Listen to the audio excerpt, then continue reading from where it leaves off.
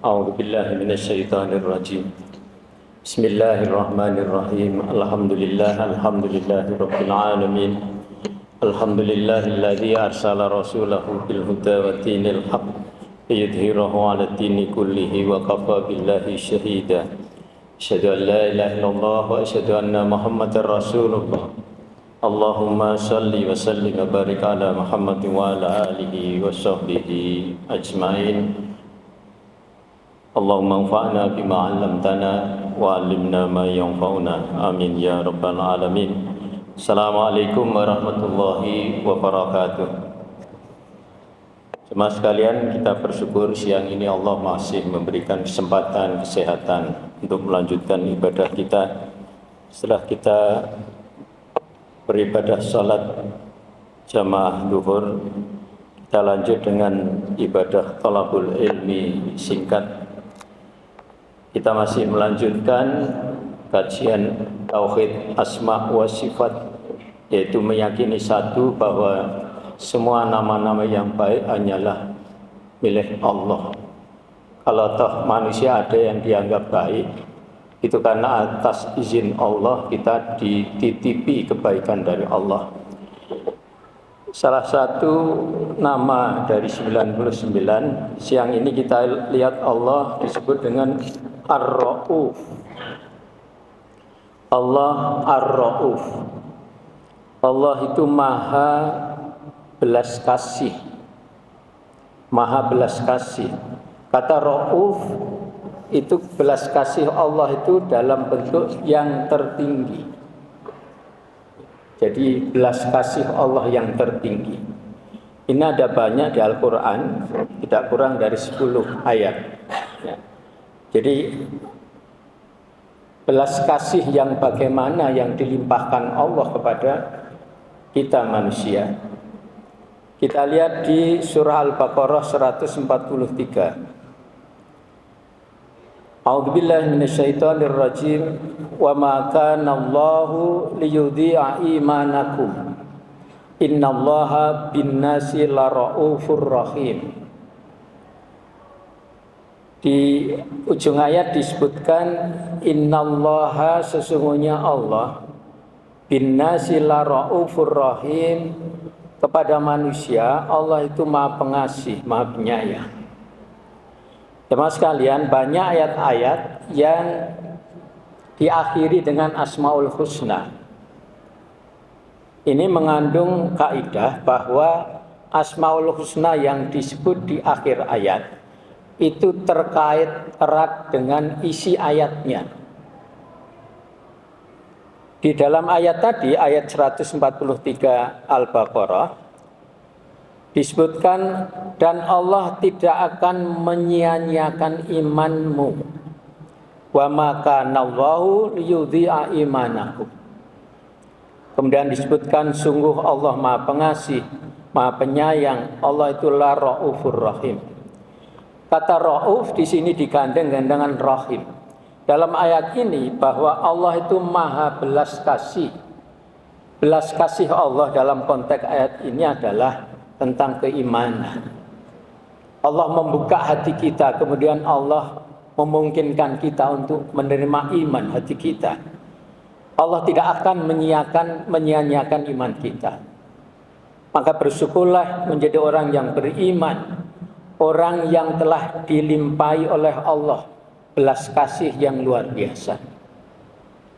Jadi yang pertama, belas kasihnya dalam wujud keimanan.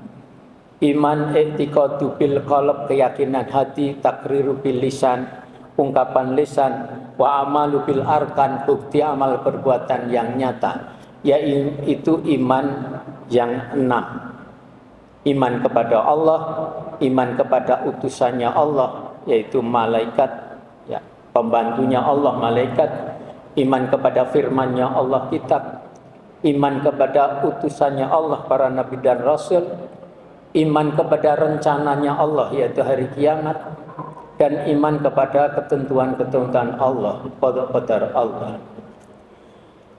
Di ayat lain jamaah sekalian, Allah melimpahkan belas kasih dalam bentuk ridhonya. Ridho, sesuatu yang diizinkan Allah, disahkan Allah, dibolehkan Allah, dan Allah senang. Itulah ridho Allah. Allah menyatakan di surah Al-Baqarah, masih di Al-Baqarah 207. A'udzubillahi minasyaitonirrajim. Wa minan nasi may yashri nafsahu btigha'a mardhatillah. Wallahu raufum bil ibad. Dan di antara manusia ada orang yang mengorbankan dirinya untuk mencari keridhaan Allah. Dan Allah Maha Penyantun kepada hamba-hambanya. Wallahu raufum bil ibad.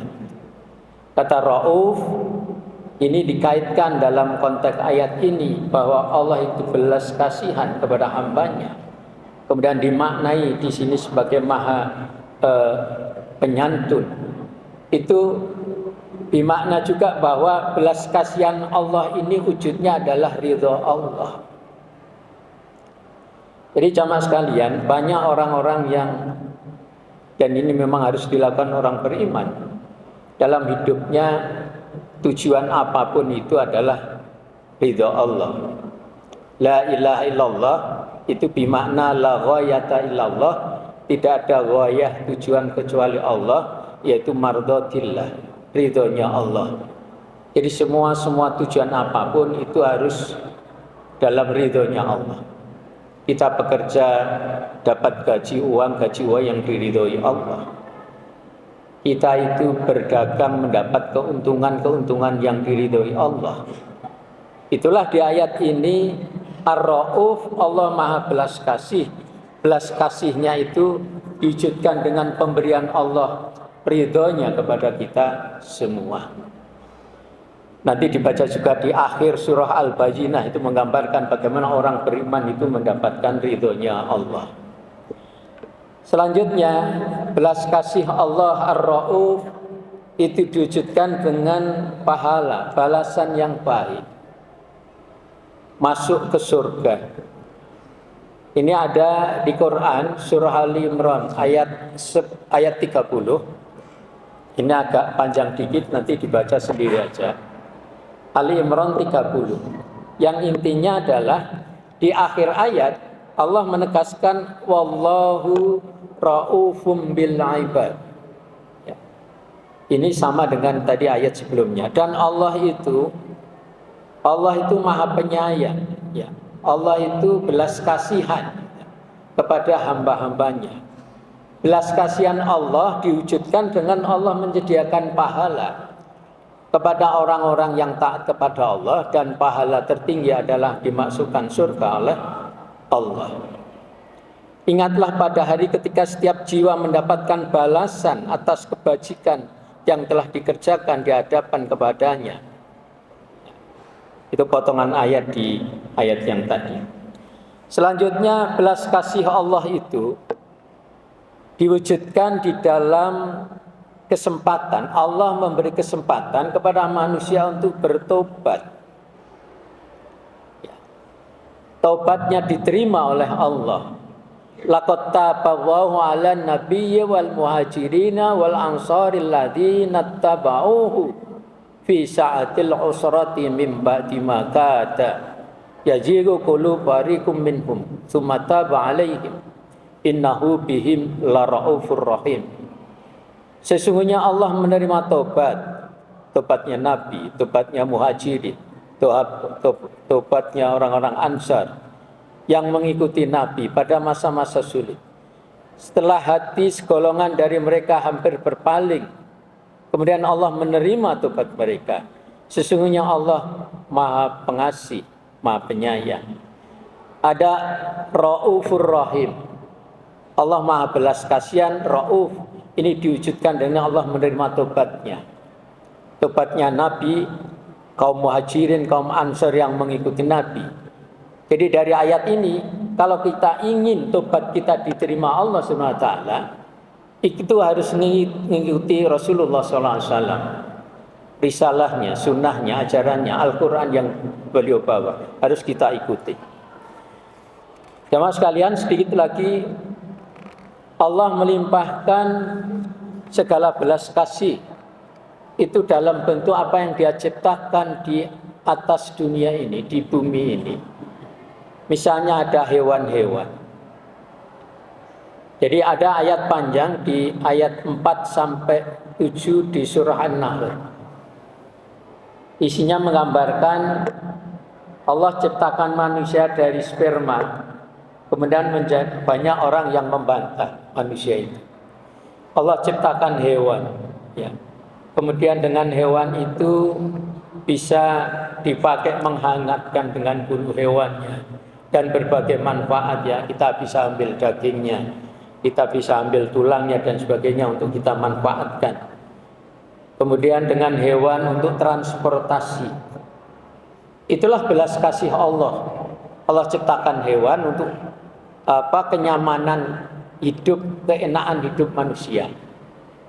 Kita ambil dagingnya untuk kita konsumsi, kulitnya kita manfaatkan, bulunya dimanfaatkan. Kemudian hewan itu sendiri bisa sebagai kendaraan di darat, jamaah sekalian.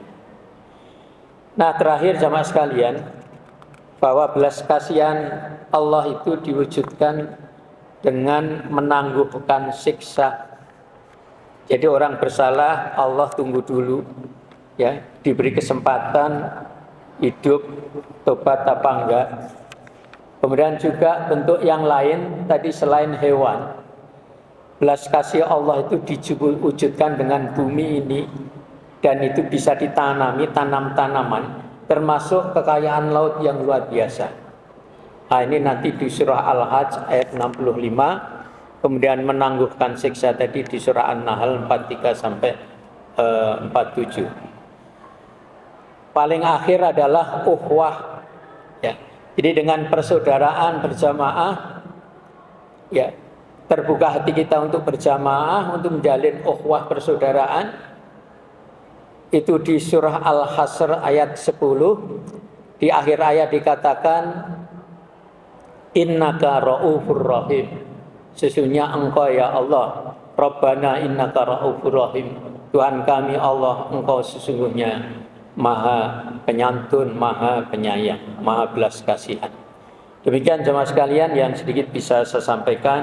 Allah disebut sebagai Ar-Ra'uf. Semoga kita bisa mengambil pelajarannya dan senantiasa bersyukur karena belas kasih Allah.